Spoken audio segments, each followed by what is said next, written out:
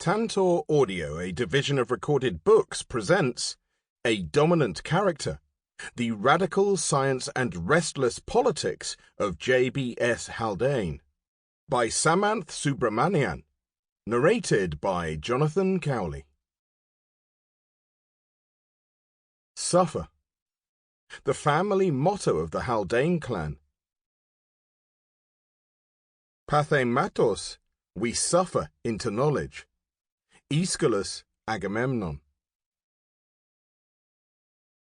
1. The Scientific Method. 1. The letter arrived unsolicited, like thousands of others. A retired chemist in Surrey had taken up plant genetics and set himself an immodest task: to improve the yield of his plants by a process that could then be applied by any farmer anywhere in the world. Now, in July 1948, he thought he'd cracked it. His flax seeds were producing 12 or 14 seeds in each pod instead of the usual 10, a bumper strain for flaxseed oil. The results seem beyond doubt, he wrote in his letter, after 2.5 pages of jumbled description. He had read J.B.S. Haldane's essay, Scientific Research for Amateurs. Would Haldane, as a renowned geneticist, be interested in this radical piece of amateur research? Haldane wrote back. He nearly always did, even though he hated to be bothered by correspondence. His letters piled up around his various offices over the years. In Cambridge in the 1920s, in University College London until the 1950s, in Calcutta and Bhubaneswar thereafter. Some letters went missing, sinking under the flotsam that occupied these offices. Notebooks, journals, Haldane's own papers on genetics and biometry, reprints of papers by other scientists, pamphlets, issues of the Daily Worker. If the letters bobbed back up to the surface, they were rescued. Haldane would first scrawl his response, often on some piece of paper on which he had been working out equations. Then his secretary typed it up, which was just as well because his handwriting resembled ants somersaulting through snow. "Dear Sir," Haldane wrote, "thank you for your letter." The chemist's results seemed striking, but Haldane needed more. Fuller details of the techniques he used and the results he obtained. You will realize that an account is useless unless it is so worded that others can repeat the work. This forms the kernel of the scientific method, that researchers elsewhere be able to replicate experiments and derive identical results. Science is held up by principles, and these principles have to be inherent in every place, not just in an amateur horticulturist's patch of Surrey earth. Haldane never shrank from exalting the scientific method, even in casual correspondence. Science advances by successive improvements in former theories, he wrote once to a man who sent him a hollow hypothesis about how thoroughbred racehorses inherited their coat colours. If they are wrong, the former theories, he meant, the reasons for rejecting them should be stated. If they are right, this should be acknowledged. To a W. Haig of Kingswood Cottages, London, who wished to alert the world to his discovery of a new law of nature, Haldane replied, "The test for a new law of nature is this. Does it enable you to predict or control events which could not be predicted or controlled before? What is wanted is a set of repeatable experiments which will go one way if it is true and another way if it is not." The custom of accuracy in statement is essential, Haldane thought. It is, in fact, desirable to be pedantic. A scientist no doubt needed imagination to sense what nature hides, but when it came time to test and publish, Haldane considered it wise to heed Francis Bacon, to buckle and bow the mind to the procedure of science. Restraint was not Haldane's style. He was a man armed with infinite provocations, and a grouch besides, his bluntness shading quickly into rude hostility. A journalist described him as a large woolly rhinoceros of uncertain temper. Even with friends, Haldane could be pungent in his remarks if something smelled like bad science. In 1953, Hans Kalmus sent Haldane a manuscript of his new book on human genetics. Kalmus was a long-time colleague and a protégé of sorts, a Czech refugee who had, with Haldane's help, found work at University College just before the Second World War. None of these personal ties softened Haldane's assessment of the manuscript. It ought not to be published. He listed some errors, then added, "I could go on indefinitely." The proposed book would not only harm Kalmus, but the science of genetics itself. You would be better advised, if this is possible, to go back to experimental biology, he wrote, rather than to continue to work in human genetics. If Haldane was merciless with others, he demanded similar rigor of himself. His career overlapped tidily with the bloom of genetics as a field of study and with the effort to discover the role of the gene in Charles Darwin's theory of evolution. Genetics grew severally studded with Haldane's contributions. He demonstrated, for the first time in mammals, the mechanism of genetic linkage, by which two genes that reside near each other on a chromosome tend also to be inherited together. He wrote up parts of this paper while serving in the trenches during the First World War. He mapped the genes for haemophilia and color blindness. He introduced a theory for how life began on Earth. His speculations on ectogenesis forecast the development of in vitro fertilization. His most important work came in a series of 10 papers written between 1924 and 1933, in which he subjected evolution to the unflinching stare of statistics. The papers modeled the processes of natural selection and estimated rates at which gene mutations develop and spread through a population. He was gaining the measure of life itself. The stringency of statistics delighted Haldane. Everyone should know more mathematics, he always thought. Numbers were so satisfyingly precise, equations so universal. How well they ministered to the scientific method!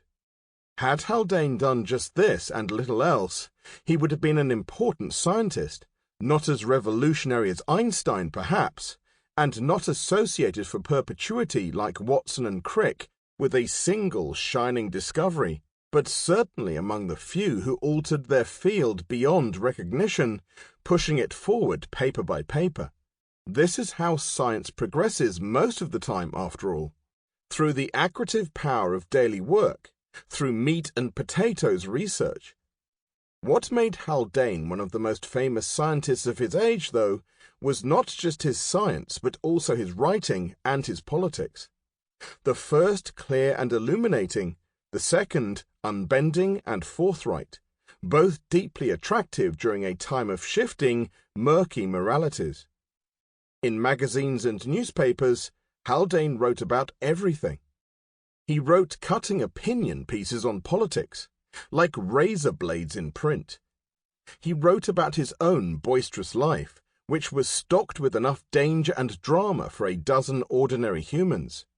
His boyhood apprenticeship to his scientist father, his time in the trenches, his numerous experiments on himself, his sorties into the teeth of the Spanish Civil War, his clandestine research for the British Admiralty during the Second World War, and his emigration to India. He wrote of his views on governments and philosophies, and he wrote about history and literature. He wrote a book for children about a magician named Mr. Leakey, and most of a science fiction novel. But mainly, he wrote columns that unpicked the convolutions of science for the inexpert reader. He preached science to the laity. Arthur C. Clarke called Haldane the most brilliant scientific popularizer of his generation. The breadth of these columns was staggering.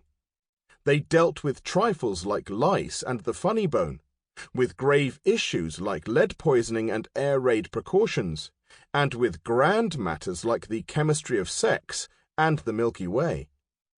On every front of science, he seemed to know of every journal article being published, every item of research being conducted, as if scientists confided their dreams to him every morning before heading off to their laboratories. He spun his scientific lessons off the spindle of the daily world, so that no one could fail to understand them. Start from a known fact, say a bomb explosion, a bird's song, or a cheese, he advised once. Then proceed through the science in a series of hops rather than one direct leap. His material was often filched from the week's most lurid headlines. A murder trial, the deaths of alcoholics, the monkey gland extracts administered to the players on the Wolverhampton Wanderers football team. At first, Haldane was scornful of colleagues who wrote for the public, but he came to enjoy his role as a communicator of scientific truth. It satisfied his need to vent his opinions, of which he never ran short, as well as his belief that research ought to make its way into the public gaze. When he gave a talk, and at his most active, he gave nearly 100 a year, the hall filled swiftly. He made for an arresting lecturer. A king-sized man in rumpled clothes, his moustache so thick and his head so large and bare that it was as if a bird had built a nest at the base of a boulder. His voice filled the room as he quoted Dante, Norse myth, and the Bhagavad Gita from memory, beckoning with ease his knowledge of genetics, chemistry, history, and astronomy.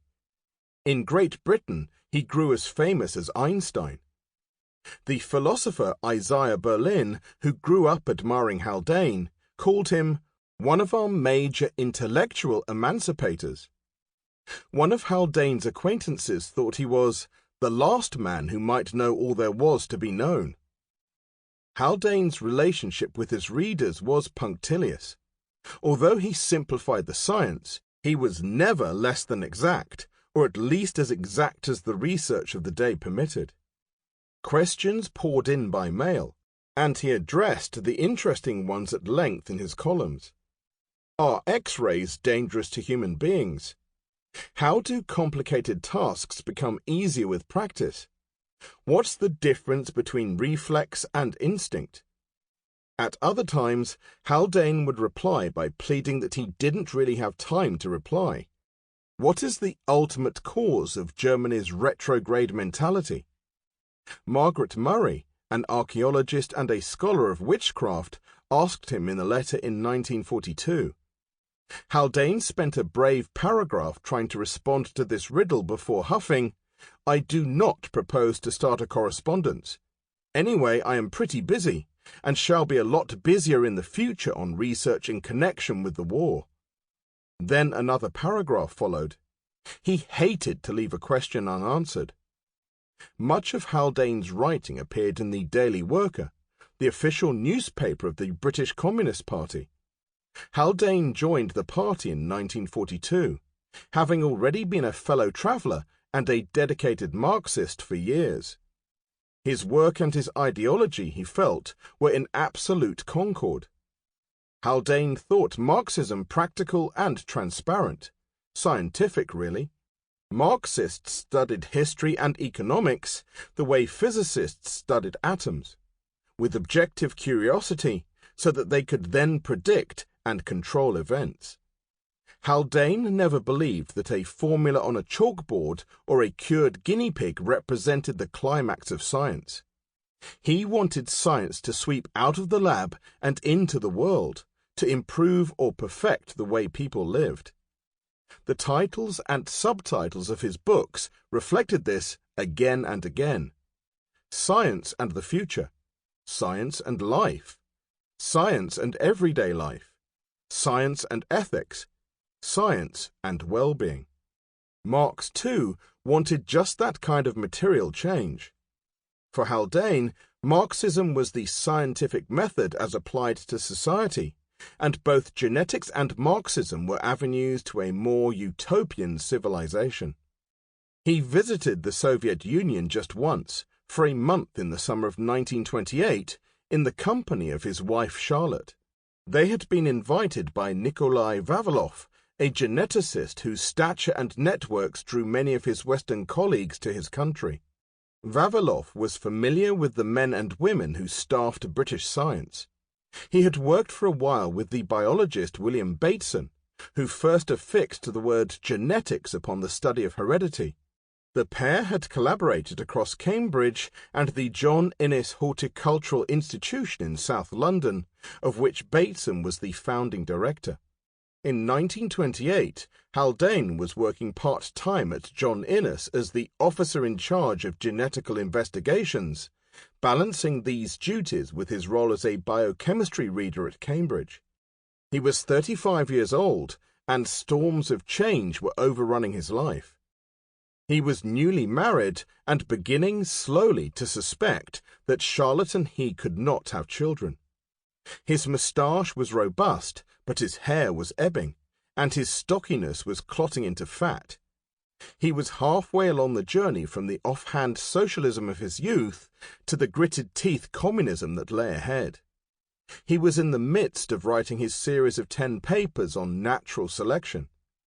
He was also starting to relish the sweetness of a wider fame. He wasn't yet one among the world's best-known scientists, but he was getting there in a hurry. Like Haldane, Vavilov was born to a bourgeois family, but he possessed a most Soviet enthusiasm, to rid humanity of hunger. By rummaging through the world for hardy, productive plants, and by seeking the secrets of their endurance in their genes, Vavilov thought he could culture new species to thrive in any season, anywhere. His mission blessed by Lenin himself, Vavilov had set out for Iran and Afghanistan, Canada and the United States, Western Europe and Northern Africa, China and Latin America. From more than 50 countries, he gathered seeds and plants, and every time he came home, he deposited his collections in a seed bank he'd started. The world's first, its vaults lodged in an old Tsarist palace in Leningrad.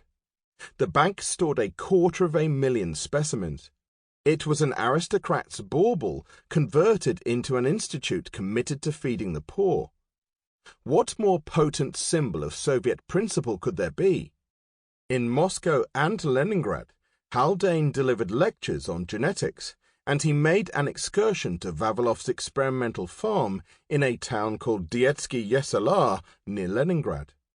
He also stopped by the seed bank and noticed the incongruity of botanists conducting their noble research amidst the manor house's parquet floors and marble mantelpieces. They would no doubt have preferred laboratory benches and a decent set of sinks, he thought. Still, he grew to like Vavilov and admire his work. It promised not only to improve crop yields, but also to expand the world's knowledge of agriculture and of civilization itself. In turn, Vavilov proved a most attentive host. He was a handsome man, Charlotte noticed. His moustache was neat, his eyes good-humoured, and his 3-piece suits refined and elegant. He had nothing of the monkish, withdrawn quality that scientists sometimes possessed. In Moscow, Vavilov threw a rambunctious party for the Haldanes, with champagne and dancing. He arranged for them to go everywhere, to famous churches, to Lenin's tomb, on a special private visit to the Kremlin's museum, where they saw Ivan the Terrible's crown, with its collar of sable and its diamond cross steeple. They went to the Bolshoi to watch the Red Poppy, in which a Soviet ship captain tries to rescue the employees of a cruel harbour master in a Chinese seaport. They attended the performances of 2 Rimsky-Korsakov operas. In Leningrad, Charlotte happened to mention that she was fond of caviar, so Vavilov had delivered, to the Haldanes' hotel, 2 of the Soviet Union's greatest luxuries, a tin of caviar and a fresh loaf of white bread. That night, half asleep, Charlotte thought she heard a strange symphony of squeaks. The next morning, she found that the hotel's resident mice had climbed up onto the table and eaten their way through half the bread and even the paper in which it was wrapped. Even in June, Leningrad was frigid. The wind lunged across the Neva River and into the Haldanes' Hotel Europa, forcing them to go to bed fully dressed. In Moscow, the couple stayed in a borrowed apartment. The main street in their neighborhood was tidy and broad, but as the streets ramified into smaller and smaller lanes, they grew progressively grubbier. The housing situation was bad, Charlotte wrote later. Whole families huddled in one room. The staircases of the houses were filthy, and cooking was done on kerosene stoves in the passages, which reeked of refuse. Although each house was supposed to have a concierge and a house committee to organize the general upkeep among the tenants, there was no real organization. Everyone who could passed the buck. Quarrels between tenants were incessant. Charlotte couldn't make up her mind about the Soviet Union. She thought the Russians to be spirited people and optimistic despite their recent cavalcade of crises. At the Red October chocolate factory, she saw women on the production line looking happy and industrious. The factory, admirably, had a creche for their children, but she wearied of the grime and the poverty. A scientist of their acquaintance lived with his wife and 3 young children in a flat that was, really, just one room. She was so uncomfortable with the feeling of people being under surveillance everywhere and all the time, she would claim later that she was relieved to leave at the end of the month. But Haldane felt differently. In those early years, when the revolution was still warm, the Soviet Union resembled an essential experiment in itself, a state actively setting out to advance through the use of science. Lenin had believed, as Haldane did, that the chief utility of science lay in its capacity to enhance society, to improve the way people lived. The Soviet Union treasured its scientists, Haldane thought, and not without reason. At the time, Soviet scientists were still able to travel overseas, and if they qualified for a certain intellectual eminence, they were provided nearly anything they might require. One must spare a great scientist or major specialist in whatever sphere, even if he is reactionary to the nth degree, Lenin had once told one of his commissars. For a living example of these generous dispensations, Haldane needed to look no further than Vavilov, a botanist whose research the state thought so promising and practical that it funded his expeditions, his institute, and his seed bank. In this new society, the ideas of science formed a new privileged class unto themselves. On the other hand, religious instruction was forbidden, and this, too, fit Haldane's sensibilities. "My practice as a scientist is atheistic," he wrote 6 years later. "That is to say, when I set up an experiment, I assume that no god, angel, or devil is going to interfere with its course, and this assumption has been justified by such success as I have achieved in my professional career." The Soviet government exhorted its subjects to avoid superstitions or rituals. The year after Haldane visited the country, Stalin's government began to shut down thousands of churches. By way of replacement, the state suggested Marx, Engels, and Lenin. Busts of these men, with their variety of beards, sprouted by the side of avenues and in public buildings.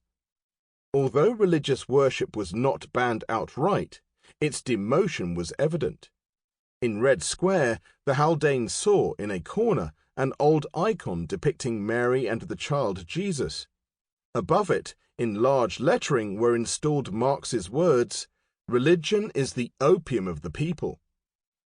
Given these captivations, perhaps it was not easy for Haldane, or for anyone of his temperament who visited the country so briefly, to peer around the corner to the persecutions and show trials that crouched in wait.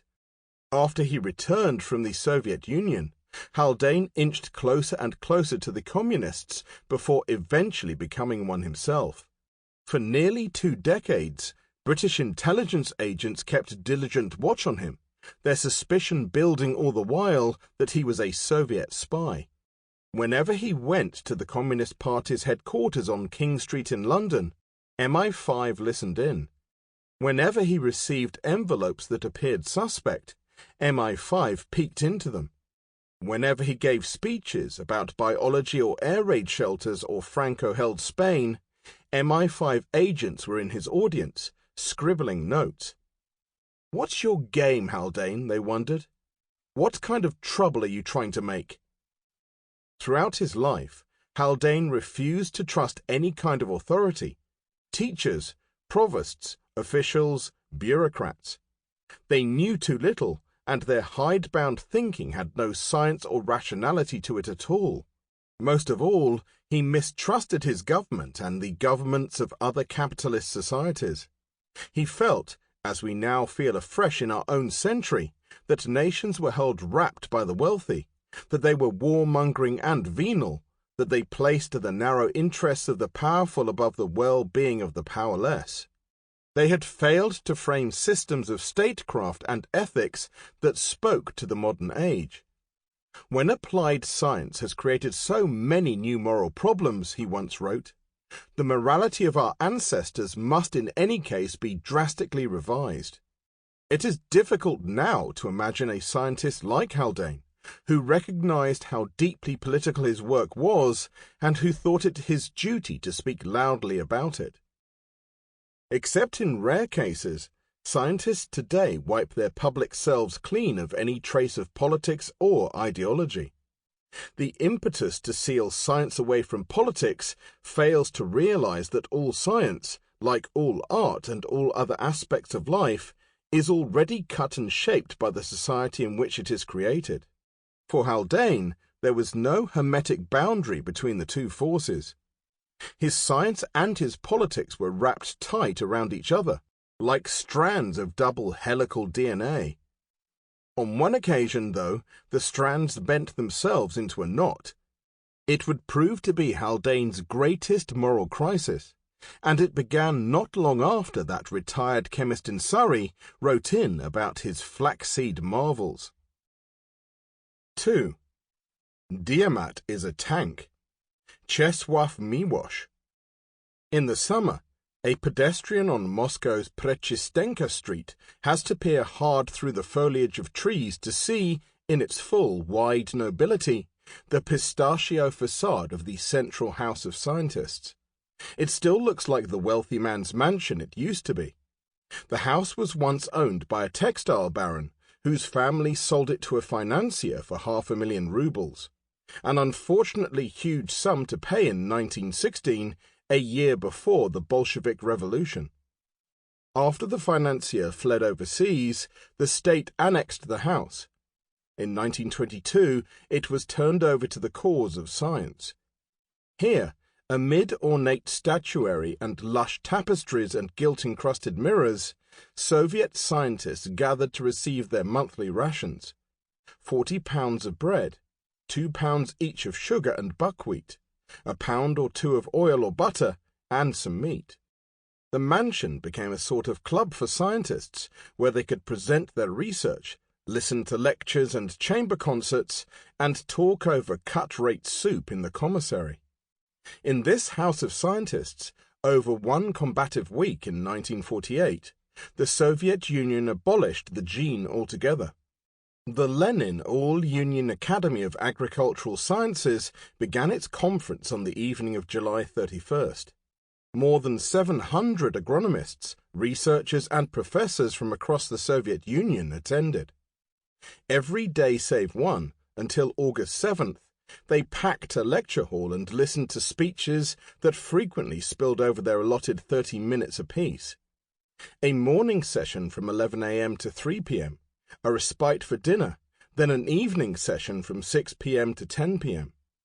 Only on August 1st, a Sunday, did the scientists take a break, and on that day they climbed into buses and rode out to Gorky Leninsky, a few miles south of the city, where the Academy ran an experimental station. Through that entire week, Pravda covered the proceedings in all their stormy detail.